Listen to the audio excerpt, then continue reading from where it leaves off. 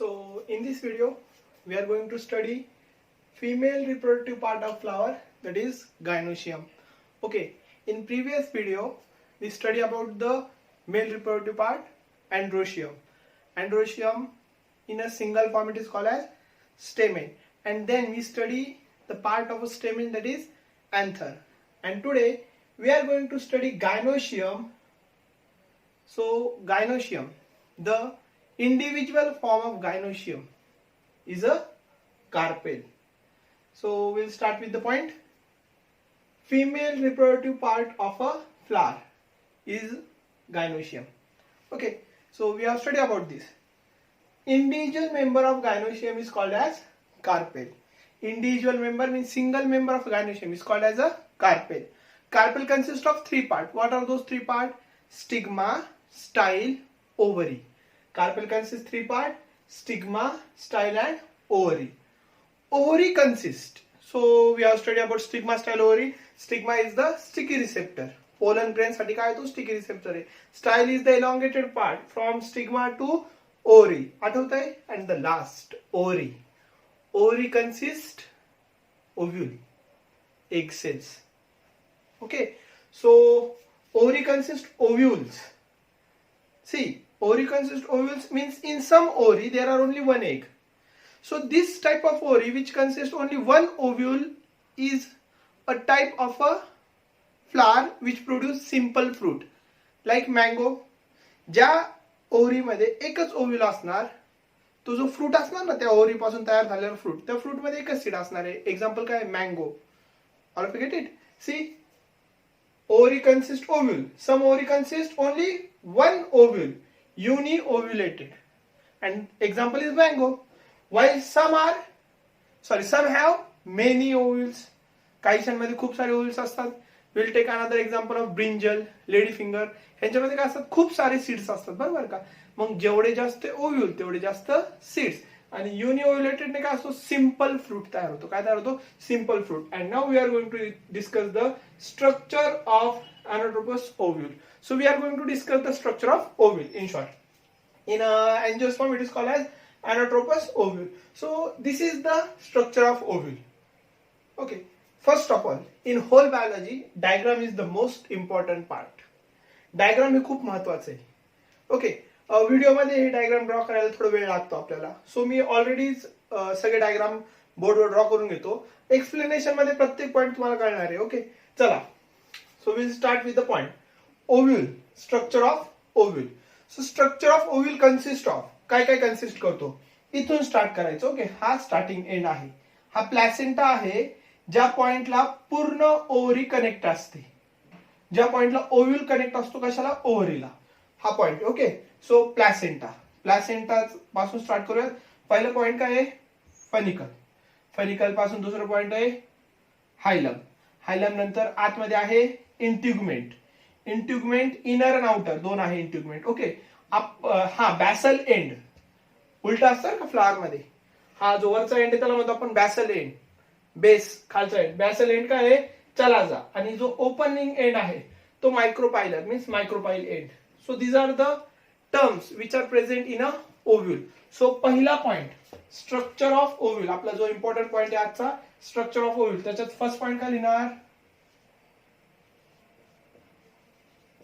Structure of ovule consist of. काय काय consist करतं? So you are going to tell it one by one. सर्वात पहिले काय लिहिणार आपण? It consist funicle. Okay, first one is funicle. Second काय लिहिणार? Hilum. Okay, second one is hilum. Third, integument. After integument, चला बोला. After integument there is chalaza. Upper end, sorry basal end, chalaza. After chalaza there is micropyle. Okay, so after micropyle there is this point, nucellus. Okay, after nucellus there is embryo sac. nucellus च्या आत काय आहे? embryo sac.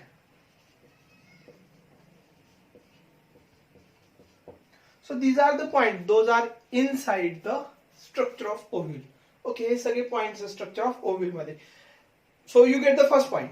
What is the first point? Structure of ovule consists of funicle, hilum, integument, chalaza, micropyle, nucellus, embryo, sac. And now we are going to define every point.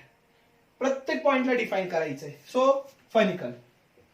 So will start with the funicle. हे बघा diagram मध्ये तुम्हाला काय दिसतंय? Funicle काय आहे? हे बघा हा point. So this is the point of funicle. So funicle is the stalk.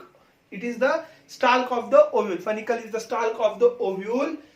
Funicle connects the ovule or attach the ovule to the placenta of the ovary. कशाला अटॅच करतो? Placenta of the ovary ला. So first point, funicle is the काय? Stalk is the stalk of ovule, comma, which connects the ovule to placenta of ovary. हा पूर्ण ovary मध्ये असतो ना हा स्ट्रक्चर. प्रिव्हियस व्हिडिओ मध्ये आपण पाहिलंय हा स्ट्रक्चर पूर्ण ओव्हरी मध्ये असतो. मग इथं प्लॅसेंटा आहे ओव्हरीचा. तर ओव्हरीच्या प्लॅसेंटाला या ओव्यूलला कोणी कनेक्ट केलं? फनिकलने. All of you get the first point. So funicle is the stalk of the ovule which connect the ovule to the placenta of the ovary. All of you get it? Okay. जर मी बोललोय बघा एवढी body आहे, एवढी ओव्यूलची body आहे आणि हा funicle आहे. हा फनिकल पार्ट आहे. ही ओव्हरीचं सॉरी ओव्यूलची बॉडी आहे ही. मग ह्या दोघांना बघा ह्या पॉइंटने कनेक्ट केलं. हा पॉइंट काय? हायलम. हा पॉइंट काय? हायलम. सो काय लिहिणार आपण? Hilum is the point where the body of the ovule connects to the funicle. Okay, so third point, hilum is the point. Hilum is the point where the body of ovule connects the funicle. All of you get it? Connects the funicle. All of you get it? So that is the important point. Hilum is the point where the body of the ovule connects the funicle. After hilum, so we have discussed funicle, we have discussed hilum. Now integument. Now what? Integument. So integument. See these two covering. The protective covering are called as integument. The protective covering are called as integument. Those are protective covering of nucellus. कोणाचे protective covering येते? न्यूसेलसचे. बरोबर का? So the protective covering of the nucellus are called as integument. There are two integument, inner integument and outer integument. हेच integument आहे जे नंतर जो फ्रूटचा ना त्याचा आउटर कव्हरिंग बनवतात. Epicarp, mesocarp. ओके, सो जो बाहेरचा कार्प आहे ना तो सर्वात बाहेरची लेअर ज्याला आपण स्किन बोलतो फ्रूटची. काहीशा फ्रूटची स्किन आपण काढून टाकतो, काहीशांची एडिबल असते. तर ते या इंटिग्युमेंटने बनले. आउटर कव्हरिंग जे असते ना फ्रूटची हे नंतर इंटिग्युमेंट ते आउटर कव्हरिंग बनवतात. Okay, so funicle it is the stalk. Okay, and hilum is the point where the ovule connects the funicle. Now third point is integument. So काय आहे? Third integument. Integuments are the काय?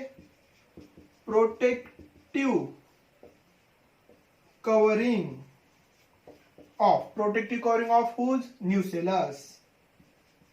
Protective covering of nucellus. Full stop. There are how many integument?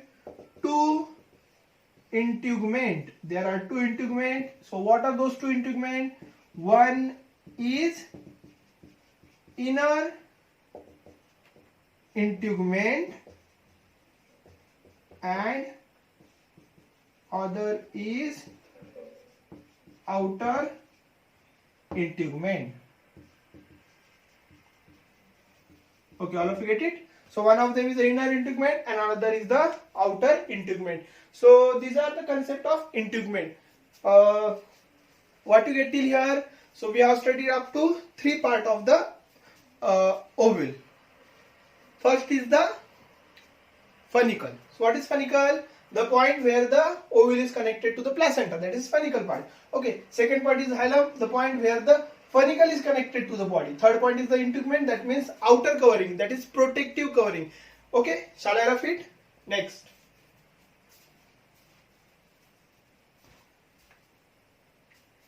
You can note it down by pausing the video. Video pause करून तुम्ही हे सगळं note down करू शकता. Okay.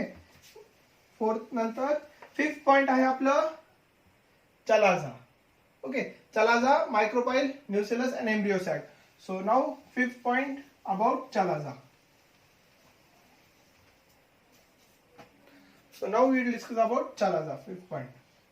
See, chalaza is the basal end of the ovule. Chalaza is the basal end of the ovule. Chalaza is the basal end of the ovule from where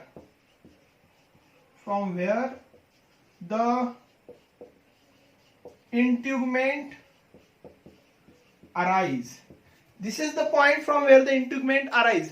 Integument इथून arise होतात, इथून start होतात integument. हे बघा chalaza basal end. ह्या point पासून integument start झाले ना. So this is the point from where the integument arise. Okay, all of you get it? Fifth point, काय chalaza. So what is chalaza? Is the basal end of the ovule from where the integument arise. Chalaza नंतर nucellus. Now we are going to discuss about the nucellus. So nucellus काय? That is whole body of the ovule. Nucellus is the whole body of the ovule. त्याच्या आतमध्ये काय? Embryo sac. Nucellus च्या आतमध्ये काय? Embryo sac. So 6th point, nucellus is the whole body of ovule. Nucellus is the whole body of the ovule which consists, काय consist करतो? Embryo sac in it. त्याच्या आतमध्ये काय आहे?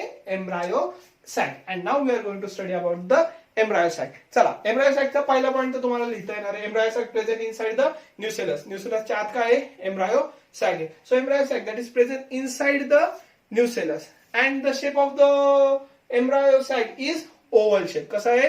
Oval shape. Okay. त्यानंतर सर्वात इम्पॉर्टंट कन्सेप्ट आता बघा. So we have to draw two nucleus here. Huh?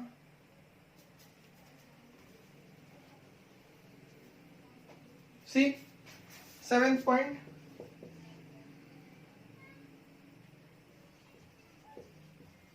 Embryo sac is present in nucellus. Okay, embryo sac is present in nucellus, comma, embryo sac is oval shape structure, full stop. It consists 7 cell and 8 nuclei. ह्याच्यामध्ये काय आहे? 7 cell आहे आणि 8 न्यूक्लिया आहे. Embryo sac is present in the nucellus. Embryo sac is oval shape structure. It consists 7 cell and 8 nuclei. आता आपल्याला पुढच्या म्हणजे ह्या पॉइंट नंतर पुढच्या पॉइंट मध्ये तेच बघायचंय की हे 7 सेल आणि 8 न्यूक्लिया कसे तयार होतात. Okay, that means development of female gametophyte, development of egg cell. Okay, development of this embryo sac पूर्ण बघायचं आपल्याला याच्या पुढच्या पार्ट मध्ये. So now 7 cell and 8 nucleus. आता 7 सेल कसे? 3 at the upper end, at chalazal end, वरच्या एंडला आहे बघा chalazal end. At chalazal end there are 3 antipodal cell. काय आहे? 3 antipodal cell आहे. 3 सेल, 3 सेल मध्ये 3 न्यूक्लियस. ओके, सो स्ट्रक्चर काय आहे? 7 सेल 8 न्यूक्लियाय. सेल 7 आहे आणि न्यूक्लियस 8 आहे बरं का. बघा आता आपण बघूयात परत कसं. पहिलं at the chalazal end 3 cell, त्या वरच्या सेलला काय नाव आहे? Antipodal cell. वरच्या सेलला काय नाव आहे? Antipodal cell. Okay, at centre there is centrally place large large cell, central cell ज्याला बोलतो आपण. Okay, it is also called as central cell. Central cell मध्ये जो लार्ज सेल आहे ना, सेंट्रल सेल, ह्याच्यामध्ये 2 न्यूक्लियस असतात. Large cell, the central cell consist 2 nucleus. Central cell मध्ये काय आहे?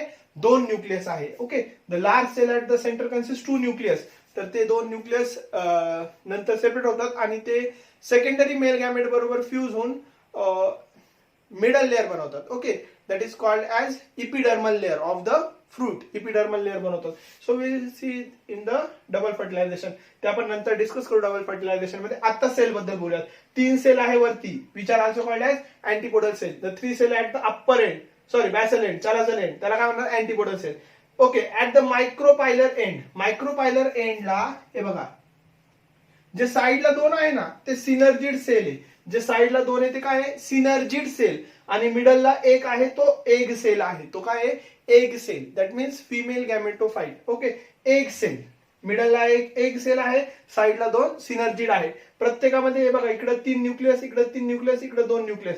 3 3 6 आणि 1 7 सेल आहे. आणि न्यूक्लियस किती आहे टोटल, 8 न्यूक्लियस असण्याचं कारण काय आहे, मिडलला जो सेंट्रल सेल आहे त्याच्यामध्ये 2 न्यूक्लियस आहे. सेंट्रल सेलला किती न्यूक्लियस आहे, 2. So embryo sac is present in the nucellus. Embryo sac is oval shape structure. It consist 7 cell and 8 nuclei. तर ते 7 सेल कोणते, at the chalazal end there are 3 antipodal cell. Chalazal एंडला काय 3 antipodal cell. At the micropylar end there are 2 synergid cell. साइडला side by side 2 काय synergid आहे. आणि सेंटरला काय एक एग सेल आहे. बघा हे 2 सिनर्जिड, सेंटरला एक egg cell. And at the centre there is a central large cell with 2 nuclei. Okay, हे सगळं झालं स्ट्रक्चर ऑफ ओव्ह्यूल. हे सगळं तुम्हाला एक्झामला लिहावं लागतं स्ट्रक्चर ऑफ ओव्ह्यूल मध्ये. हे 7 पॉईंट आणि 8 पॉईंट का लिहिणार तुम्ही या सगळ्या सेल बद्दल. Okay, 8 point is about all cell. मग सगळ्या सेल बद्दल काय काय लिहिणार तुम्ही. First that at the upper end, upper एंडला काय आहे 3, चलाझल एंडला काय 3 antipodal cell. Okay, centrally place एक सेंट्रल सेल आहे जो लार्ज सेल आहे ज्याच्यामध्ये 2 न्यूक्लियस आहे. And at the lower end, that means micropylar end, synergid 2 synergid cell and 1 egg cell. So हे झालं सगळं structure. Hope you understand the structure of ovule. तुम्हाला सगळं समजलं असेल. हे सगळं व्यवस्थित नोट डाऊन करून घ्यायचं. And now we are going to study about the development of a female gametophyte and process of development of female gametophyte. Okay,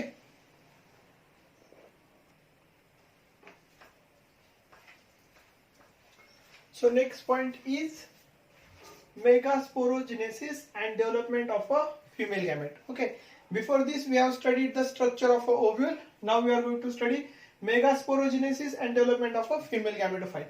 First, megasporogenesis means the process of formation of haploid megaspore from diploid megaspore mother cell MMC is called as megasporogenesis. म्हणजे एक diploid mother cell पासून haploid megaspore तयार होणे याला आपण काय म्हणतो, megasporogenesis. The process of formation of haploid megaspore from diploid megaspore mother cell MMC is called as megasporogenesis. Okay, आणि development of a female gametophyte म्हणजे एका मेगास्पोर मदर सेल पासून एक हॅप्लॉइड मेगास्पोर कसा तयार होतो, डिप्लॉइड मेगास्पोर मदर सेल पासून haploid megaspore कसा तयार होतो त्याला म्हणतो आपण डेव्हलपमेंट ऑफ अ फिमेल गॅमेटोफाइट. आणि ती ही सगळी प्रोसेस आहे. ओके, सो हे सगळं मी तुम्हाला ओरली एक्सप्लेन करणार आहे.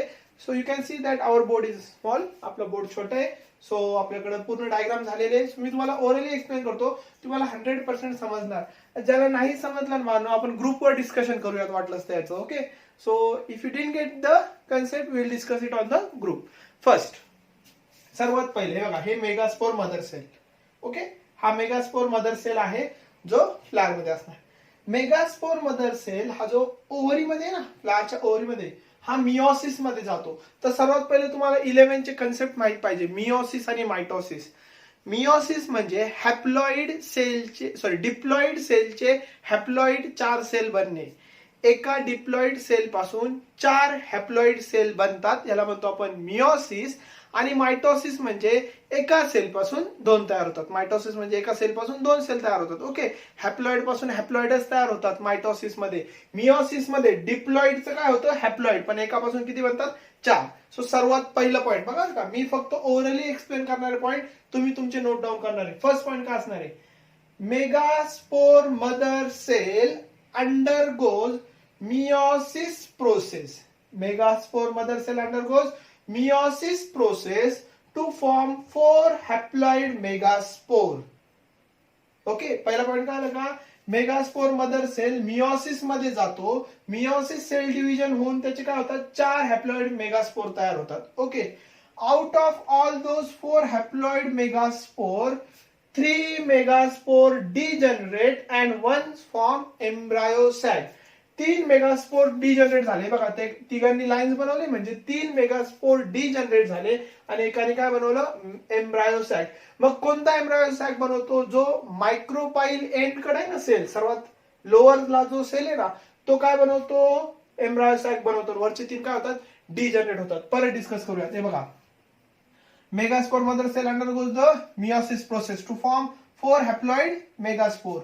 So this out of 4 haploid megaspore, second point है, out of 4 haploid megaspore, 3 haploid megaspore degenerate and 1 megaspore form embryo sac.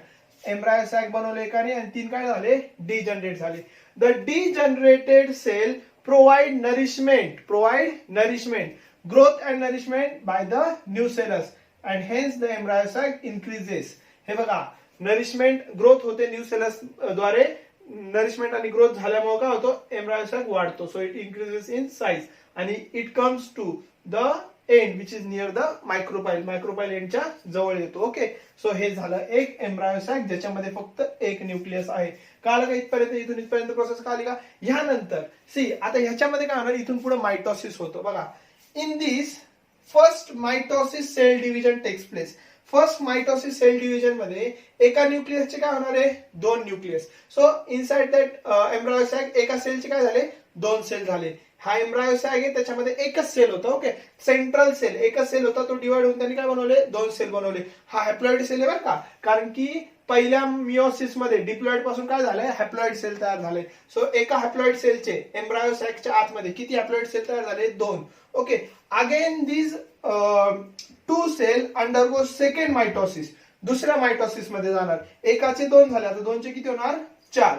In second mitosis 4 cell are form.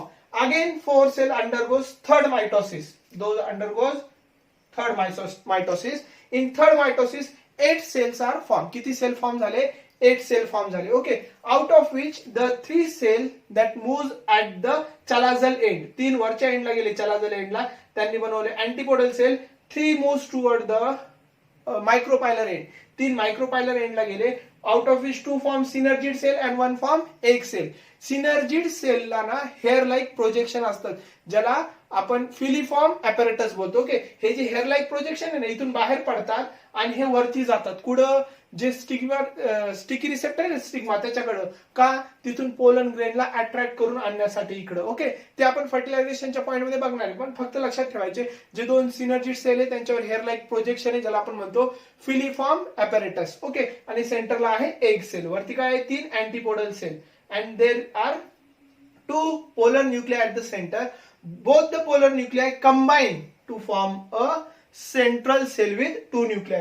जे सेंटरला 2 polar न्यूक्लिआय ना, polar न्यूक्लिआय असेल ते काय होतात, कंबाईन होतात आणि 2 पोलर न्यूक्लिआय मिळून एक central cell with 2 polar nuclei. आणि हा एम्ब्रायो सॅक, याला म्हणतो आपण मॅच्युअर एम्ब्रायो सॅक, ज्याच्यामध्ये फर्टिलायझेशन होऊ शकतं. So it is ready for fertilisation. हा मॅच्युअर एम्ब्रायो सॅक. मग या मॅच्युअर एम्ब्रायो सॅक मध्ये काय आहे, 1 2 3 4 5 6 आणि 6 + 1 7 सेल, 7 सेल आहे आणि nucleus 3 + 3 + 2 7 cell and 8 nucleus structure.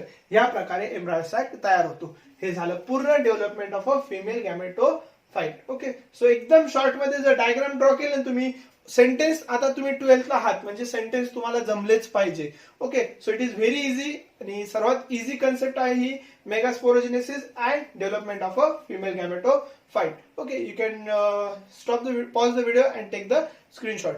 So in next lecture we'll see the process of pollination. Okay.